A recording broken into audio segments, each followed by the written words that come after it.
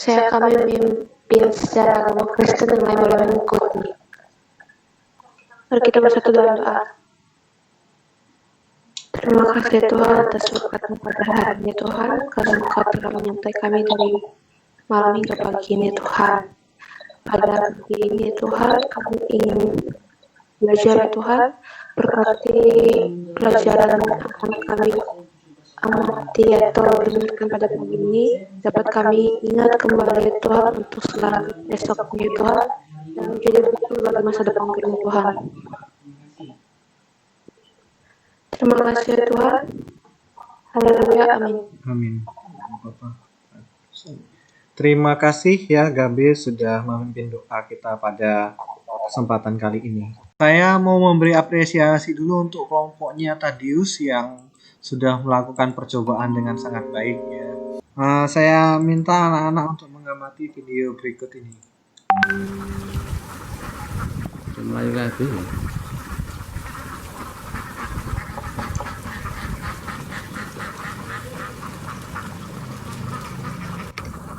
Video apa itu? Bebek di lumpur, Pak. Di lumpur. Terus apa lagi? Ada lagi yang bisa menjelaskan video ini? Berkoloni, Pak.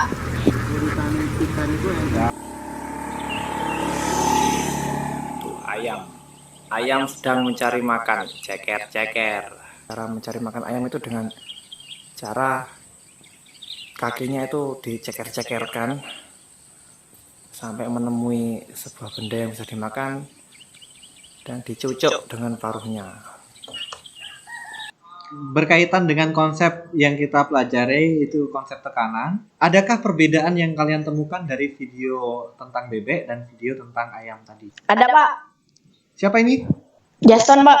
Jason. Apa Jason? Kalau bebek itu mencari makan dengan cara menggunakan paruhnya yang sudu, Pak. Dengan cara menggunakan paruhnya yang sudu mencari makan di tempat lumpur.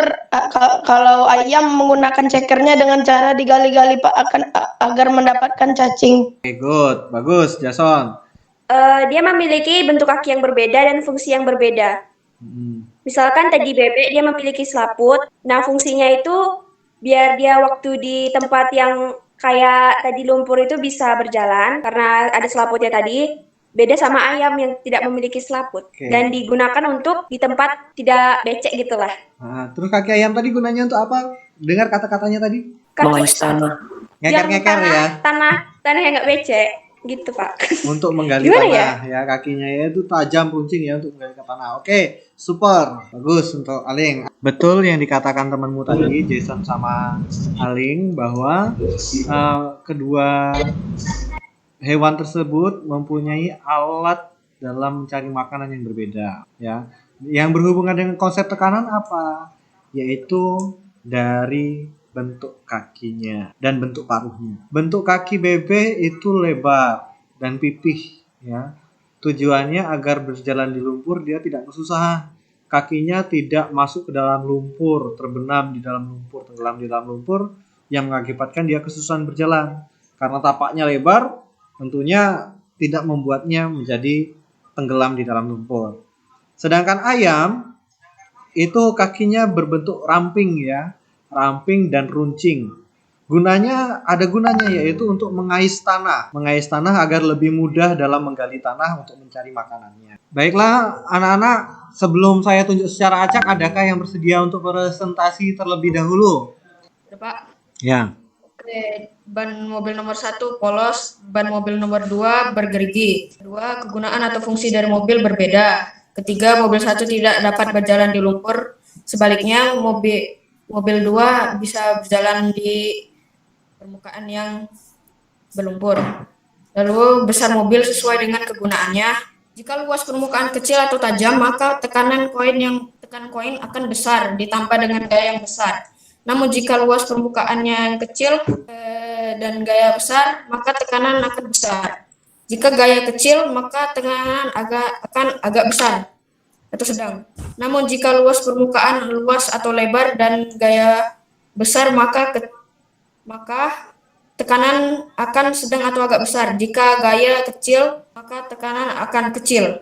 Lalu pada beban 180 gram pada koin 1000 tercetak kedalaman 0,2 cm, sedangkan koin 500 0,09 cm.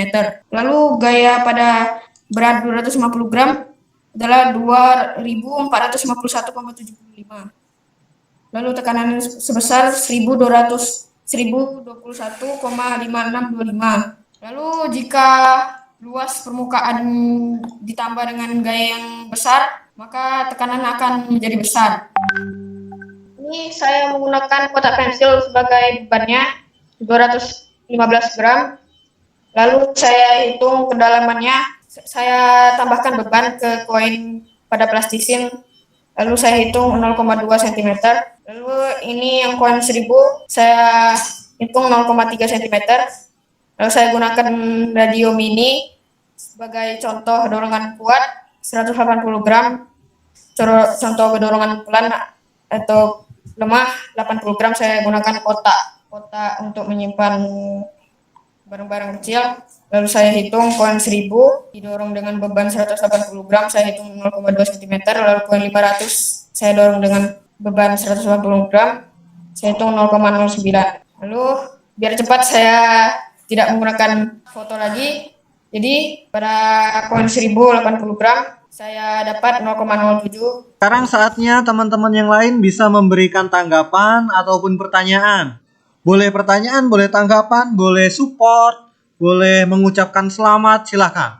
Ya, mobil 1 bukannya bisa di jalan di lumpur, Pak. Bukannya bisa, tapi susah. Bukannya tidak bisa, tapi susah. Oke, bagaimana tanggapan Tadius? Atau teman-teman kelompok Tadius? Ya benar, mobil 1 itu memang bisa, tapi susah berjalan di lumpur. Karena desain mobilnya tidak didesain dengan tekstur khusus.